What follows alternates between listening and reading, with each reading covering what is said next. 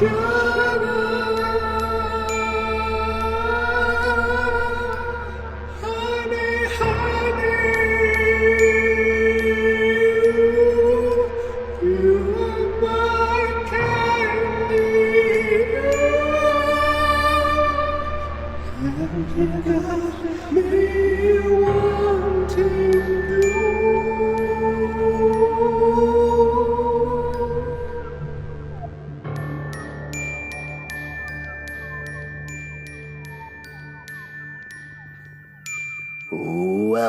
to Riverdale After Dark, a podcast about the CW's Riverdale that's going a little crazy for content while their favorite show is off the air for way too many months. I'm Alex. What is Riverdale? All I see is darkness.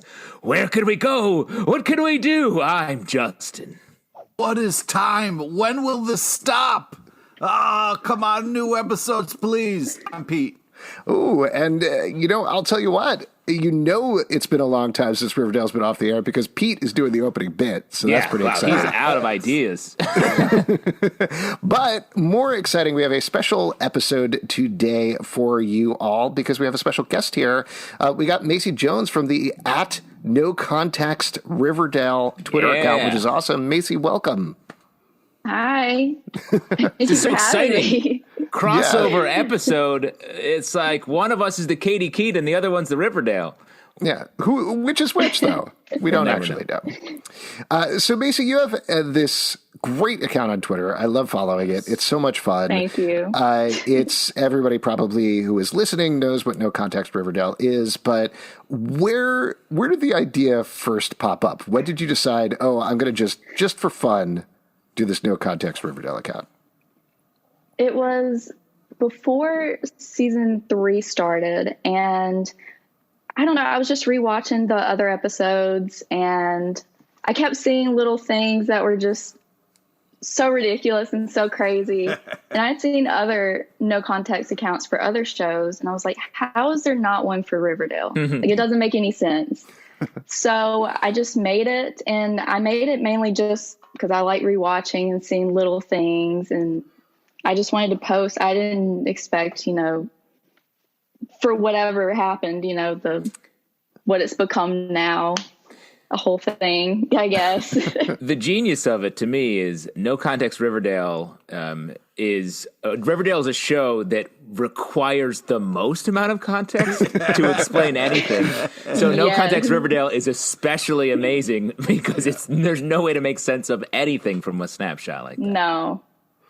Does that make it any more difficult when you're trying to grab something from there? Being like, just because there's such a plethora of different things that are insane out of context.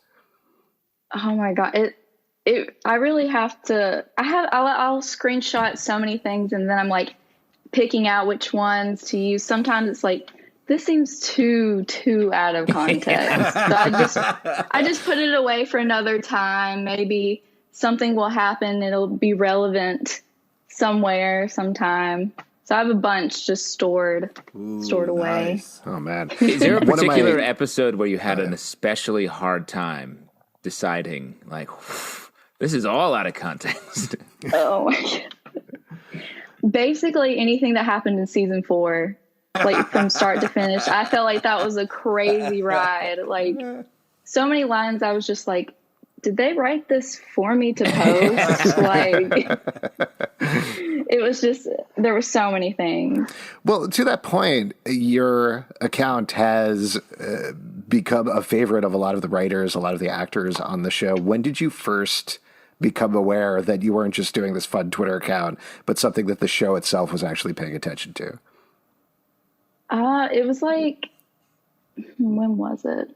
I think it was the beginning of last year, 2020, when, I thought everything was going to be great. But when Camila Mendez and Lily Reinhart followed me, I was like, okay, freaking out, but also this is really cool. Maybe this account is, I don't know, a thing. And then from there, just people started following me, and, it's been crazy. Does that put the pressure on then when you have Lily and Camilla following you where you're like, ooh, I have this screenshot of one of them? Absolutely. Yes, it does. Sometimes I'm just like, should I post this one of Camilla making this weird face? Would she be okay with that? But now I know that she'd be okay with it because she's been very like supportive of my account. So I'm kind of not afraid anymore. So yeah, they've all been so sweet to me. That's yeah, great. I just wanted to say congratulations. It brings me so much joy Thank you. to look on Twitter and to be like, oh, I wonder what No Context is going to do for this, and then to see the choices made. It's a nice little ray of sunshine in a dark Twitterverse. Thank you. I imagine you. It's so much fun. I imagine you looking through shots, being like, "No, I need less context. Less context. That makes too much sense." One of my favorite ones that you put up recently was the shot. I think it was from the last episode, from the Pincushion Man, the one of Charles and Chick's wedding. Just because there is so much, like too much going on there in just this one shot of Charles and Chick in prison uniforms getting married by Alice with the twins with weird midsummer flower crowns in the background. And I can't even imagine what somebody who saw that would be like, oh, okay, I know what Riverdale is. I read the Archie comics. I guess the main character, Chick, is here in this shot. the true hero of Riverdale. Now, there was, I think it was like a year or two back, people thought you were Camila Mendes, right? Yes, they did. I'm not exactly sure where that came. I guess because she followed me and she started like replying and retweeting stuff, and they were just like, it has to be her. And I guess also because my icon is a Veronica.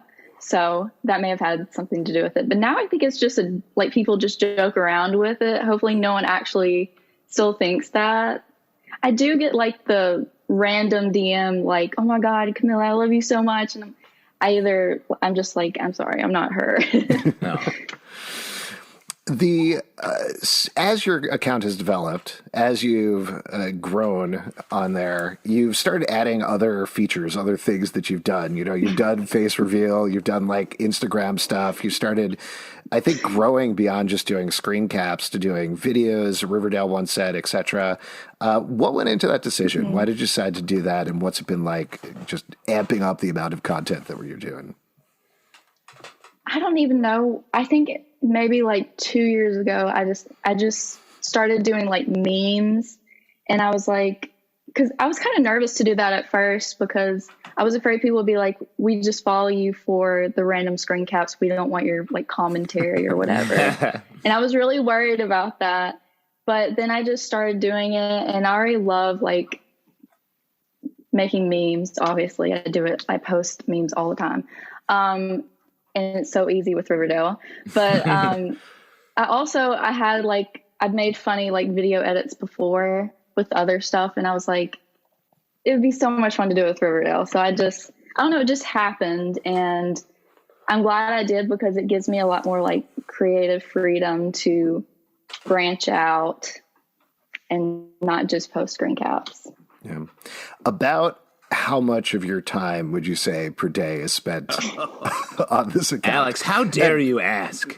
Yes, I mean, this is definitely like, I spend most of my day. Well, that's what I'm saying. That question has a real... very glass houses. Has a real bounce back factor, because if Macy asks us back how much time we spend on this, that's dangerous. I'm just going to log off at that point, I think.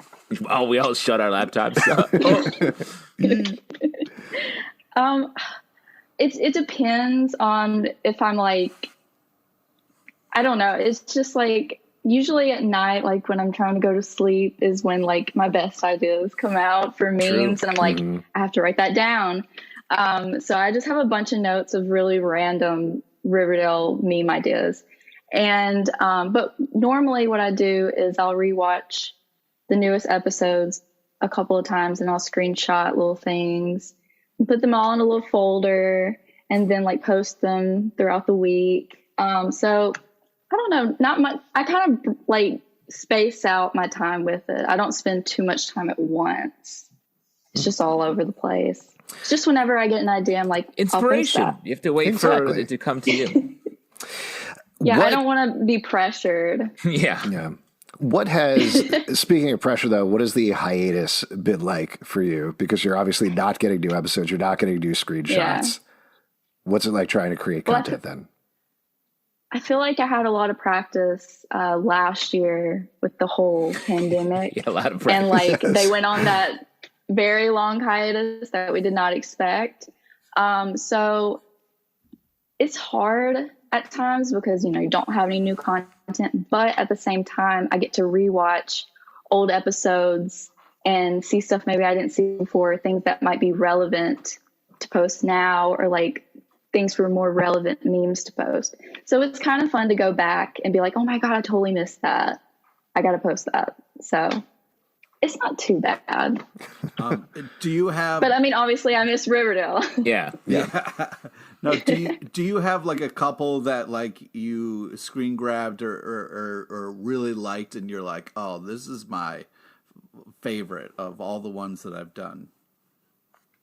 Oh my gosh, I don't know. There's so many good ones that I'm just like, do I post this now or do I wait for the perfect moment? Like, I mean, let's see, Julian the doll, anything. Julian sitting in Jason's lap. Oh yeah. And Cheryl saying, "Don't move, either of you," and it just the shot just goes to them. Oh, that one we laugh every time I look at it. Yeah, that's a magic bullet. Honestly, anyone with Cheryl is just kills me. Is she the best character for no context? Oh, I thought you were gonna ask me like my favorite character. I was like, oh God. How dare you? No. That's next. Yeah. She is, because she says the craziest things and says so many words that I do not understand. She is just no context. Yeah, no contest human. Is there this Yeah. might be more controversial. Is there a best ship for no context? Oh no. Am I just like, and you're going to the Sharks now? Is that what I just did? Basically. No. I don't know.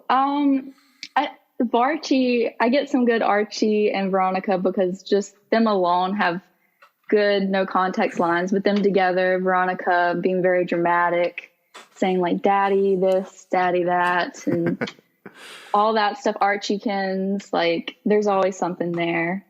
Yeah. Well, listen, we got a bunch of tweets and theories and questions from folks online that I want to get to. But first, I would love to get your thoughts on the season so far. What do you think about season 5 now that we are about halfway through? I really love it, and I love the time jump. It's so much fun to see them in a different setting, like just a different time. Like, I don't know, they've grown so much. They're back in town. Just, I don't know, everything feels fresh and different, but like also Riverdale. I don't know. It's been so good, and I can't wait until July. I just can't. Someone's going to have to leak something soon. Yeah. It's been so quiet, relatively, which honestly is slightly nice because it felt like it hit this insane fever pitch towards the end of the summer, over the fall as everything was filming. But at the same time, I feel like we need to see more. We need to see more of what's going on behind the scenes. We need the scoop. Yes. Well, to Absolutely. that end, let's get to some of the questions because I think they do get into some of these things. The first one, Macy, this might actually be for you. This is from Betty Jug _. Hi, can you talk about Jughead's trauma in NYC involving the train, screaming person, and rap, please? My theory, yeah. So I was rewatching the last episode, and I noticed that when he was having his trip, in the subtitles, it said it was a subway car, like blaring a horn, and then a man screaming. And so basically my theory is that Jughead had some trauma where maybe he saw someone get hurt on a subway and he didn't do anything about it. Like maybe they got ran over or something. I don't know. and he didn't do anything, and it's like traumatized him. And then I know that like every little thing that happened in that trip apparently comes together for whatever the trauma he had. So, and there was also a rat that's supposed to make sense. So I guess something happens in a subway. That's what I got. I'll That's tell you my what, theory. that makes way more sense than what we talked about with the last episode. I think, Justin, you and I really doubled down with Pete on Betty is the rat, and that's the metaphor that's going Right. on there. I think we did. Yeah, I think it's probably a subway rat, actually. Yeah, I think Yeah. that makes a great point because the subway is dramatic. So I can see that happening. Well, I would say like that. I like that theory a lot, especially if it was Jughead trying to be like a gumshoe. Because I think maybe it would make a lot of sense if you have Betty trying to go after Trash Bag Killer and Jughead doing whatever he did, and they both fail because they don't have each other, and that's what led to their problems, their traumas. Yeah, I also like the idea that the trauma is not, I mean, this is almost against what you just said, but not completely. The trauma is not tied to Betty in any way. Like, I don't think it has to just be about what happened in high school. It can be about other terrible things that have happened to him over the past 7 years. Such optimism, Alex. But I would argue it's the absence of Betty. It's not about her, what she did to him. It's just he doesn't have her with him, and so he's not good at doing stuff, as we've seen. Pete? I don't know. I want to hear your guys' most dramatic subway stories. So that's where my mind. Oh, yeah, of course. Wow. Yeah. Great. But yeah, I mean, Wait, I'm sorry. Are you going to throw that out there and not follow up with your most dramatic Yeah, subway what's story? yours, Pete? Yeah, Pete. Oh, You man, sounds I've like you got something. you don't even right live in on New the, York I've got anymore. a ton. Tip of the tongue. I've seen somebody smoking crack on the subway. I've seen a guy take a shit in his soda. The craziest I think was In a soda.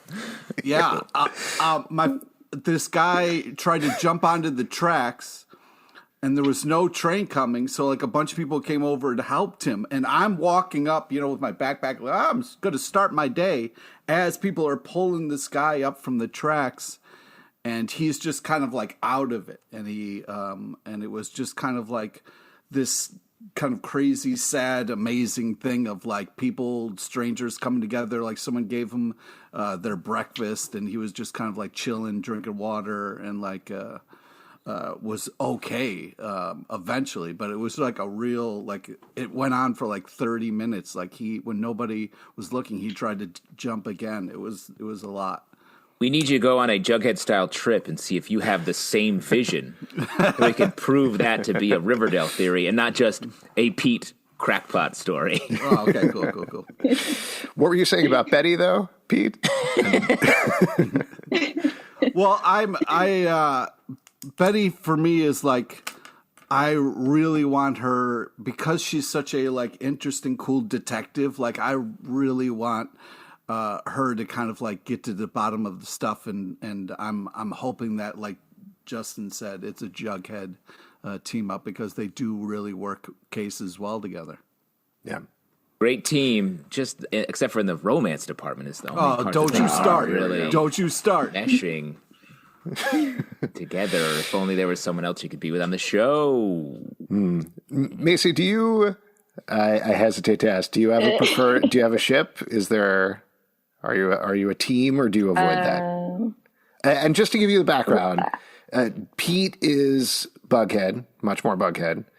Justin is much more Barchi. I'm agnostic. I'll go wherever the Get story out of goes. here with that. Yeah, Shorty. Shorty. I am Barchi, Team Barchi. All right. We have a voting block, finally, on this episode. I know people are going to hate me for saying that, but yeah. Everyone has their preferences, Here's the thing. I will say, Macy, there are people that hate you, but there are more that love you. In my personal I don't know if there's more or whatever. There's a lot. But it's a hard stance to take. Again, I'm agnostic, so I don't really have an opinion on this. Very cool. Picking up. Let's move to another one. This is from Me Without H. Do you think the mystery of the... What? You guys are going to tell a subway dramatic stories? subway story? Yeah.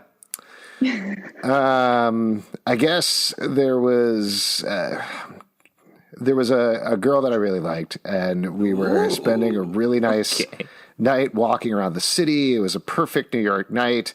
It wasn't really a date, but I felt like maybe, I don't know, maybe it could become a date or something like that. And we got to the subway, and we stood and we looked at each other, and we kissed, and we stood there for a little while kissing, and then she pulled back, stepped backwards one step onto the subway, and said, "Kissing you is a luxury I can't afford." And the train doors closed and the train pulled away. Wow. A luxury I can't afford. Were you dating a Victorian widower? I don't know. I'll tell you what, when I think about the most rom-com moment of my life, that's it. Wow. Right That is crazy. Wow. Yeah. And you got on a penny farthing bicycle and got out of there, right? Crying the entire way with my stick Went and my back to hoop. Williamsburg. Where you Crying Very back sad. to Bridgerton, I assume. Yes. I'm going to tell a positive subway story to try to bring Great. some light back into the subway. One time you shat in a soda. One time I was drinking soda, and I didn't have to throw it away. I was going to a concert. I was running late. My friends were like, I was racing all up and down different subway, getting on the subway. This is and this is connecting to a train going out to like Long Island Railroad, I think. I raced down the track. They're like, we're in the fourth car waiting. I literally, if I missed this, I would have totally blown the whole thing. I run in, the door closes on my, like, truly nips me right in the butt, getting me onto the train. And my friends are standing right there. And I was like, let's go. Wow. Perfect timing. I didn't waste a minute in my day. Amazing. I think the best perfect timing I ever saw was I was living it was one of those subway stations that's above ground, and I was like on the train, and the door is about to close, and someone's running up the stairs, and they dove, and because it's like they jumped up, they like slid in just as the. Wow. Yeah, it was really. I mean, Pete, their let me ask you, clothes were all. do you miss New York? Because you're really turning our Riverdale podcast into like an I love you to New York City. There's, subway stories. Yeah, there's so many. I have so many of them. That's great. Macy, you're under no obligation to tell a subway story. If you have one, though. Well, I do not. I'm from the South. We do not have subways. All right. Fair enough. Let's go to the other one. This is the most important question, I think, for Riverdale Season 5 from Me Without H. Do you think the mystery of the whereabouts of Toffee will ever be answered? Wow. Right? I would love to know. Yeah. What do you think? I'm What's so going worried on about with that cat. Toffee, Macy? Where is he? Where's Toffee? Hashtag I where's want to know Toffee? who's taking care of him, because Glenn is in Riverdale and he's also in the hospital in Riverdale now. So I would like to know, unless TBK is taking care of him. That's nice. Or maybe Toffee took care of TBK. Or maybe Toffee is running the FBI. Yeah. Could Toffee's be. in charge. I believe TBK actually stands for Toffee Be Killin'. So I think maybe that's the trash bag killer. My theory, There which you go. I've been pushing for quite some time, is Toffee is in Glenn's briefcase, which one side of the briefcase is a food dispenser, and the other side is a litter box. And it's perfect. It's so a perfect ridiculous. little travel cat. It's not. It's You its can't own put a closed cat in a system. suitcase. Exactly. It's a cat case. It's not possible. Great. Well, we solved that one. This is over to 03 Guido. Are there any characters you guys think aren't going to make it through season 5? Love the pod. Heart. Please, Chick, don't make it. Don't you dare make it. Chick is going to survive. He's going to be the Chick. last man standing. No! When the They comet didn't even hits, say what happened to him. No, that was Like, they crazy. said Charles and Glenn, but they never said if Chick Yeah. was okay. Exactly. Chick's fine. What happened? He got hit with a... Did he get shot? He got shot, right? no. Betty slung a dagger into his heart. Yeah.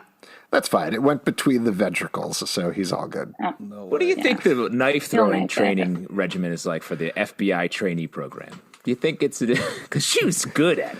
Yeah. That was pretty good. Pretty Yeah. quick, too. Yeah. That was like, Just stab Glenn, the guy she's been seeing. And my take on that again is there was no reason she had to actually stab him. Like she could have just not stabbed him and done the same She thing. could have put it like in his side and was just like, just pretend. The whole Yeah, thing was just behind him. She could have just thrown the knife at Chick. She didn't need to stab and know it's fake. No, she Listen, it's important. So- I need to stab you multiple times, okay?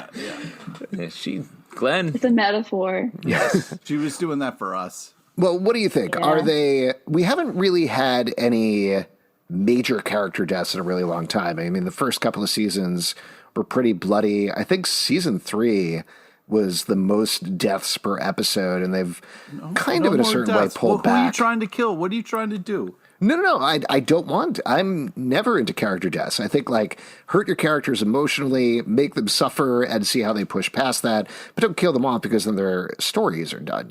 So I don't want characters to die. But it does feel like we've kind of got this plot armor thing that happens with shows after a couple of seasons. I mean, they're not. No matter how many times they threaten it, they're not going to kill Jughead. They're not going to kill Archie, Betty, Veronica, Cheryl. Probably not Kevin. At this point, I don't think they could kill Tony for... Fangs. You can't kill Fangs. No, I think you just hit the level of where the plot armor comes off. What do you guys think? Is there anybody who isn't safe at this point? I'm afraid that it's going to be Reggie. And I love Reggie. Yeah. But I just have this weird feeling that something's going to happen to him. Interesting. And that makes me really sad. Yeah, I love Reggie. So fingers crossed that's not true. But I can't think of anyone else, honestly. Weatherby. Justin? What about Weatherby? Weatherby. Sure. I think at this point he's in the sort of continually maim category the Chick is in as well. They're just going to keep hurting him, but he'll keep coming back. We can pretty much guarantee that Glenn goes down, though, right? No, Glenn and Chick are going to ride off into the sunset at the end with Toffee driving the car. Yes, Toffee can drive. All right, Toffee's probably a trucker. This is one that's very rumory, so grain of salt, but ABC_011702 says, do you think that the witch storyline with Cheryl is actually going to happen? And some context here for everybody. So there were 2 audition tapes put up that had somebody auditioning as Selma Saberhagen, a witch who comes into the Blossom House after Cheryl has done some sort of a ritual and says she is the reincarnation of Abigail Blossom, her lost love from centuries earlier. They're witches, and they're going to wreak havoc on the town of Riverdale. So the one thing that I will say, first of all, sides are sides, right? So they could be anything. They could be placeholders.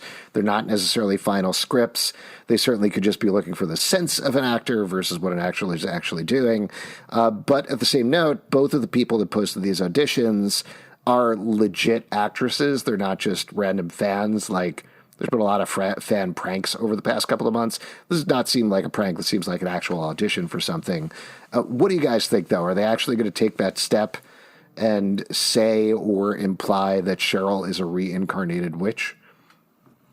Well, there is this curse of the house thing that they brought up a couple of times. So, that could be something to that, but I mean, with Cheryl and with this show, I'm not going to say they wouldn't do that. I mean, the show's insane. I mean, look where we left Cheryl. She called down wind. She's got some witchy. Whatever happened to cause that wind, Cheryl believes it. And I think with these sides make me think it's much more likely this is some sort of scam or something, someone coming in. It feels like the Blossom household is going to become this place where you can get an imposter painting, you can get some witch stuff going on. It's a tarot reading. So that's what. What do you think, Macy? Are we going to see Cheryl the witch by the end of the season? I was going to say the same thing about it being a scam. Cheryl might believe it, but I don't think they would bring anything supernatural into Riverdale.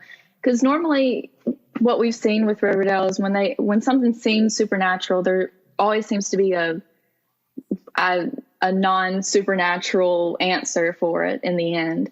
So I think maybe Cheryl will think that she thinks she did think there was a curse, and now she's kind of I guess there's not one. And then the wind thing. So I think she might believe in it, but I don't think it's actually anything.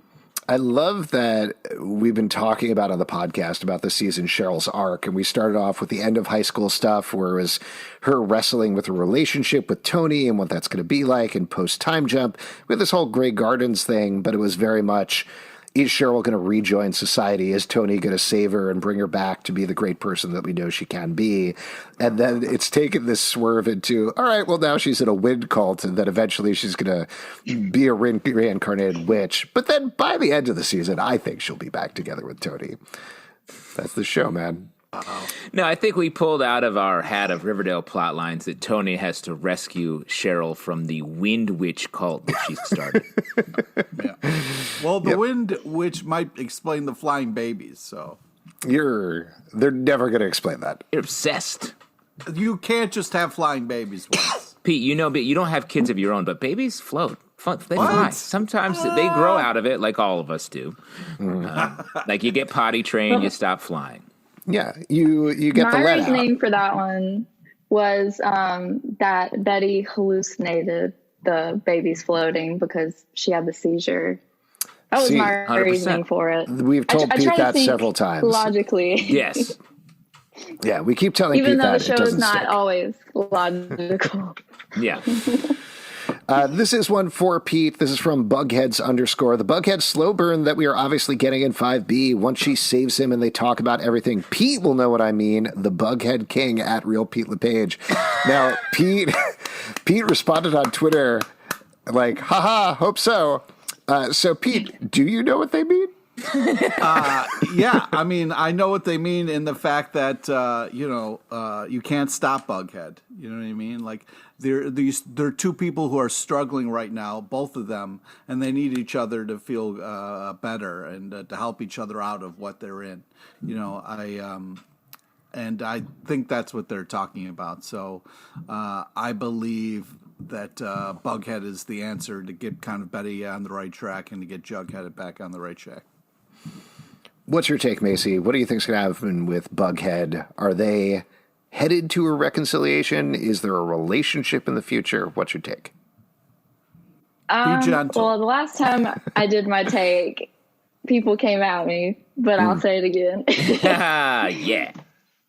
So what I think is going to happen is, I think after seeing Jughead and him hallucinating Betty and all that stuff and being like, I hurt you in high school, I think that shows that they need to work through some things that they didn't have closure for in high school. And so personally for me, I think they just need to work it out so they can go their separate ways and date other people. I think that's spot on. Hashtag Barchi, hashtag Jabitha. Yeah. I mean, I'm right there with you. And not just on the Barchi side, which obviously I agree with, but the tab head, the Jugatha, all of that feels like it's something there.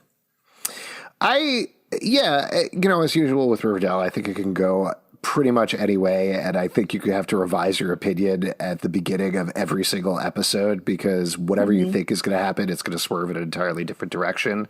But right now, based on the last episode, like you're saying, there's clearly some stuff that Jughead needs to deal with that he has not moved past. I don't think it's Betty's responsibility. I don't think Betty has necessarily done anything wrong here, but Jughead has some bad feelings he's holding on to that are festering that he is going to need to clear the deck. And I don't think, if you're dealing with this logically as a relationship, him jumping back into a relationship with Betty, even if they do clearly have still a connection between each other, is a healthy thing for him to do. But I would argue this season they have shown that there's not much of a romantic connection at all between them. All of their scenes. Shut up, man. What? Well, what do you think? Pete said, shut up. What do you think about there was a theory, which I think is probably accurate, that Betty was wearing Jughead's coat when she drove off the truck at the end of the last episode. And that's kind of like her armor, her safe coat, bringing Jughead with her on her trucking adventure. What do you say? As a basis for a relationship? I've based most of my relationships on coats. When that girl pulled away on the train, I was like, you forgot your coat. And then I threw the coat at her. Wow. I She don't. landed on the tracks. Kissing you, Alex, is a luxury that I can't afford. Slap. Coach. Did I mention that she was 80 years old? Yeah. And was a dowager? Based on the way she speaks, there's no way she was younger than 80. There we go. Okay, this is from Cynthia 42172968. What can you share in regard to a possible hostage situation in 5B that Evan brought up? Evan mentioned it's going to change the core 4 dynamic. Macy, I think this was something that came up in the Clubhouse chat you did with the Dip. Is that right? Yes. Dip, dip, dip. I'm not exactly sure what the hostage situation is going to be. I'm still trying to figure out like what could happen, but I do know, I remember Evan saying that it's going to involve all the main characters and it's going to change things like drastically. I still have no idea though. Like I don't know where that's going to go. So I know, especially where with where Jughead is, I kind of don't have a theory for that. Pete don't knows know where where he it's going to is. go. Where's it going to go, Pete? it's going to go to all these people being held hostage and then being very scared. But then Betty's going to be like, Jughead, could you mind just giving me a hug so I feel a little bit safe? And then our relationship's going to build, and it's going to be nice and beautiful. We'll kiss our way out of this situation. Yeah!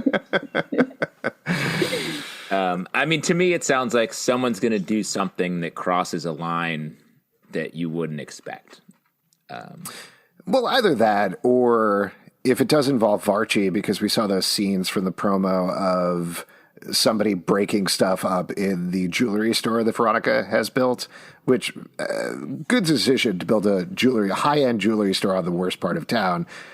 So not a huge shocker, but I can imagine there would be some sort of hostage situation in there with Veronica, and maybe it once again makes her rethink her life or her choices or something like that because she was in a deadly situation. I don't know.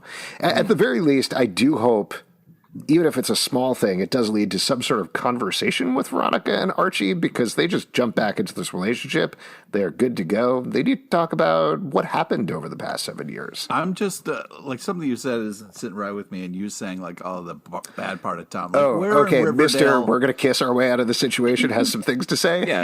Bringing logic in. Where in Riverdale is the bad part? Because as far as I'm concerned, all of Riverdale is just a shit show. Yeah. Like, so I don't know. Technically, Riverdale's not a place anymore. It's just an idea. It's just like sort of a dream. So, Are we all having the same fever dream? Sketch Alley, where the rabid dogs are roaming, they still haven't dealt with that, by the way, is definitely the worst part of town. But the second worst part of town is where the Blue Velvet video store was. They've said that several times. Yeah. That she's building it in the bad part of town. But I don't know. We'll see. This is from Bug Varchi Love. What are your thoughts on the upcoming Betty Tabitha team up to find Jughead? So we don't know that that's happening, first of all. There were scenes of them together, and some people have thought maybe they're like, we also have to take maple mushrooms to figure out where Jughead went, which, reasonable. But then I got very excited and knocked my headphones Yeah, out. you did. yeah, you're taking maple mushrooms. Maple mushrooms, and you're all over the place. Maple mushrooms. Maple. So either they take maple mushrooms to try to track down Jughead, which again, reasonable, or I think more reasonably, it's another hallucination that Jughead is having. But what do you guys think? Macy, any thoughts? I can't imagine. I don't know. I can't see Betty joining the thing to find Jughead. She's kind of done that already, I feel like, a couple of times. But also, she kind of has her own thing she's doing. Like, she's trying to find her sister. I don't know. Maybe we'll see that. I'm not sure. I don't know. I haven't really. I could see Tabitha going to Betty and being like, "Hey, what do you think? You know him. He's gone. He was in the sex bunker where you used to have sex and hide people and bodies and stuff. And he left with just blood everywhere. Where would he go? Give me the hint." Yeah. That's true. Oh, go ahead, Macy, please. I was just going to say that's true because, Betty is really the only person Tabitha can turn to about Jughead because, who else could she go to? Yeah. Here's one from Billy's Cellular, which is my favorite cellular shop. Everybody should check out their phones. They're real nice. Did I miss it, or have you guys never discussed that Ronnie's husband is Pepper's investor who asked her if she wants to do coke in the bathroom? Different actor, but same character name. I think we did discuss it back when we were talking about the casting for season 5 on that podcast, but we haven't talked about it since. What do you think, given that these two shows canonically do take place in the same world versus Sabrina, which is kind of in its own pocket dimension? Yeah, I think it's great. I think it tracks perfectly. Everything is right in the world. The only thing wrong is we don't get more Katie Keene. Mm-hmm. Or any K.O. Kelly. Well, are there two Chad Geckos, or is it the same Chad Gecko, two different actors, James Bond style? Nice. I think it has to be, the same one. That's really weird that it was a different act. I didn't know that. I haven't finished Katie Keene. Also, the other thing is that timeline. Well, hold on. So timeline-wise, Katie Keene is 5-ish years ahead, and Chad Gecko and Riverdale shows up 7-ish years ahead. Yeah. Though, mind you, it's the same year because it's still 2021. So it is 2 years later. It's after he went to jail, got facial reconstructive surgery, got married to Veronica, and now he's in Riverdale. This is a good plan. To say that there are two different Chad Geckos feels. Obviously, I went to high school with 3 separate guys named Chad Gecko, but in Riverdale, I think that would be confusing. Yes. I was once on a subway with only guys named Chad Gecko. Whoa. Good day. Are you Chad Gecko? You ride a very old person subway, I'm assuming. Yeah. Of course. I go to the Transit in the subway Museum. you ride, everyone introduces themselves to each other. Yes. Like a small town. It is I. Chad Gecko. Off to work this morning as usual. Having a cup of Jew. And what of you, screaming man? Might I defecate in your beverage? Your tonic, if you will. Indubitably, sir. This is a statement, but it's not definitely happening, but I like this anyway. This is from To Love This. River is going to play the Tony Kang's baby. What do you think about that? Is Vanessa Morgan's real-life baby going to play Tony's baby on the show? That would be super cute. Do it. Yeah. Justin, you're a line producer. Are you allowed to cast your own baby? Like, what are the rules with casting babies in that situation? Yeah, what's the baby rule? What's the baby rule? There are rules about how long you can have babies on set, but you wouldn't have to do the full Mary-Kate Ashley Olsen situation, I would guess, because the baby doesn't have to. Well, probably wouldn't be in a lot of scenes. This is all speculation. Often, anytime I've been working on a show where it's like we need a baby for something, it's like, does anyone know any baby that we could get here at any time? Because it's hard. Casting a baby is difficult for a number of reasons. And this I'll say from my own life. When our first daughter was born, we had a casting director say like, "Hey, that baby she has such a unique look. Can I submit her for things?" And I took her to a baby. I thought you were going to say, "Can I have that? Can baby? I have your baby?" This is weird, but I'm a casting director. No, we took her to a baby audition. I took her to a baby audition, and she cried. And if you can't leave a baby out of your arms with other people, that baby doesn't work. That's like the deciding factor in baby casting. So your baby didn't make it, is what you're saying. Yeah, she blew the audition, and I man, that's your child. Like, we are a family of performers. Yeah, like come on. But no, so I do nailed think my first audition when I was 3 months old. So that's all to say. If they have a baby that Vanessa is comfortable holding and will not cry when Vanessa is holding that baby, I would use that baby. Yeah. Wow. Plus, that baby gets paid, and that money goes into a separate baby account for the baby's future. Awesome. Man, I hope so. I hope this happens. That would be very nice. We only got a couple more here. This is from R. Hensela. I was wondering, when do you think Shinerva will break up? Do you think Shoni will be back together before the end of the season, since it seems like Tony will be gone for a while? For the Shoni beat, I think we've already established that we need to get through the whole Wind God resurrected witch thing, and then, of course, Shoni's going to get back together at the end of the season. Yeah. Is Shinerva, though, even together? Because last time we saw Minerva, they were going to sacrifice her, and she doped her way out of there. Yep. They're together. I would, They're together. especially when Cheryl called her Min after she was running away. Like, you literally were just about to, just sacrifice her. So I'm very confused. I guess Cheryl's kind of just using her as just someone to, I don't know, be there for her, since Tony is doing her own thing and Tony didn't want the baby in that terrifying baby room that Cheryl made. choice. God, that was the creepiest room of all time.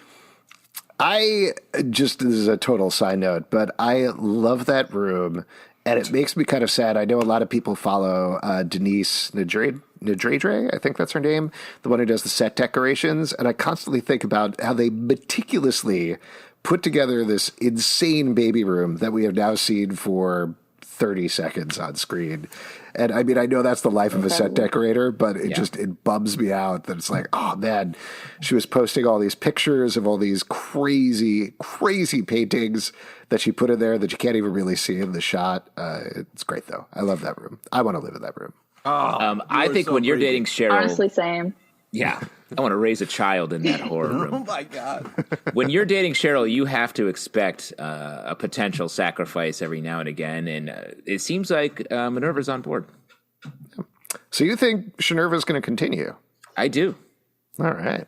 They introduced the relationship, and then not enough has happened. It doesn't make sense to me to introduce her and then be like, she just ran away into the night after one thing. Or it makes all the sense because it's Cheryl. Well, apparently she is back on set, or at least was back on set, so we'll be seeing her in some respect going forward. We got one last one here, and I know a lot of other people wrote in, and we really appreciate it, so sorry if we didn't get to your question or theory. You are still very, very awesome. But this last one is from Walking Dane. Will Archie ever realize his feelings for Betty? Total silence. Well, they've already dealt I really with this. hope so. They were already dealt with this. They tried it.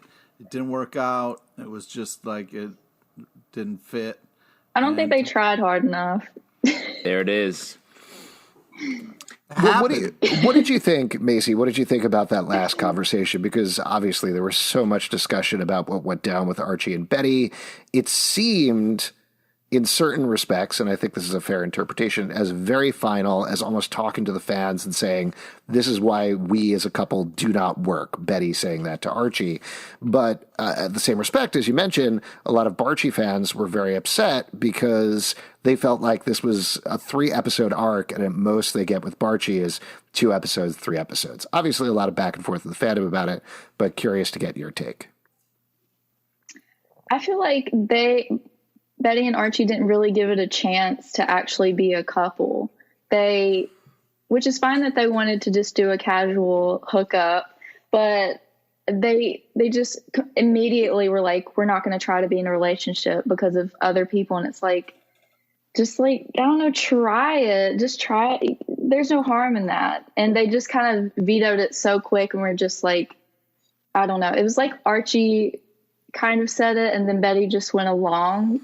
So I don't know. Barchie's not over. I'm going to say that. I 100% agree. I still have hope. 100% agree. Because I think one thing they did try pretty hard at was showering together. And I think they're going to want to get back to that little hobby of theirs pretty soon. Well, that's the thing, is when have they last taken a shower? At some point, they're going to realize, oh, we're very dirty. Yeah, 100%. And they've committed to being shower buddies. That's the only way they can shower now. Once you have a shower buddy, that's hard to go back. Absolutely true. I guess we'll have to see what happens. Macy, thank you so much for coming on the podcast. Yeah. It was awesome meeting you face-to-face and chatting with you about everything. If people want to check stuff out, obviously, No Context RVD, No Context Riverdale. Anything else you want to plug that people should check from you? I have an Instagram, for it. It's No Context Riverdale RVD _ I try to post more on there, and sometimes I do lives and stuff like that. You can follow me there. All right. Awesome. And thank you guys for having me. That's Oh, great. Oh my no, it's a gosh, it was pleasure. great. Thank you Love so the much. account. Please fill this hiatus with awesome memes and stuff. Yeah. We need it. I And will. we need it. I got some things planned. All right. Awesome. For all of you listening out there, if you'd like to support us, patreon.com/comic book club. Also, we do a live show every Tuesday night at 7 p.m. to Crowdcast and YouTube. Please come hang out. We would love to chat with you about Riverdale absolutely anytime. Socially, you can follow us on Twitter, Riverdale Dark, Instagram, Riverdale After, Facebook, Riverdale After Dark, iTunes, Android, Spotify, Stitcher, or the app of your choice to subscribe and listen and follow the show. comicbookclublive.com for this podcast and many more. We'll see you next time after dark. Soon. Pretty soon, right? Totally 75, it's not days. So soon. It's soon. Yeah, that's soon.